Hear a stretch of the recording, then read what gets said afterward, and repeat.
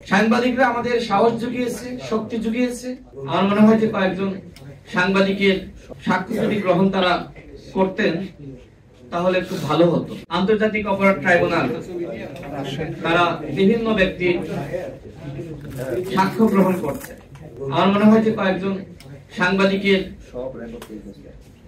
সাক্ষ্য যদি গ্রহণ তারা করতেন তাহলে খুব ভালো হতো। বিশেষ করে যে সময় হাসিনা গণমাধ্যমকে পুরোপুরি বন্ধ করে দেয়, আমাদের যারা ডিজিটাল মাধ্যমে কাজ করেন তারা অনেকটা সক্রিয় ভূমিকা রেখেছে।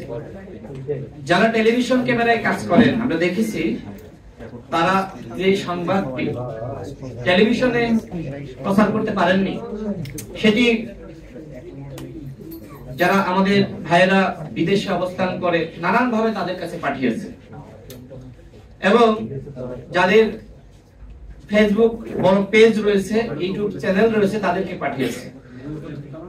এগুলো টেলিভিশন সাংবাদিকদের ভূমিকা। অনেকে বলে থাকে যে জুলাই গণ অভ্যুত্থানে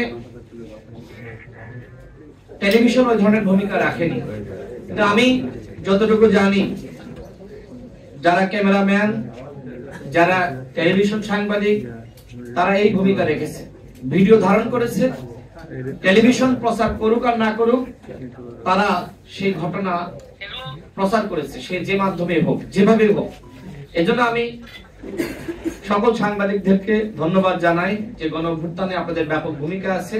যদিও আপনাদের ভূমিকা সবসময় আসলে তুলে ধরার সুযোগ হয় না, আমি আপনাদেরকে শুভেচ্ছা জানাই যে গণ অভ্যুত্থানে আপনাদের ব্যাপক ভূমিকা আছে। আমরা যে ভিডিওগুলো দেখেছি গণ অভ্যুত্থানের সময়, মুগ্ধ বলছে পানি লাগবে পানি, এবং আবু সাইদ যেভাবে দুই হাত মেলে তিনি বুকটা মেলে দিয়েছে, এবং এই যে দৃশ্যায়ন সারা দেশের মানুষকে সাহস জুগিয়েছে, এটা সাংবাদিকদের অবদান।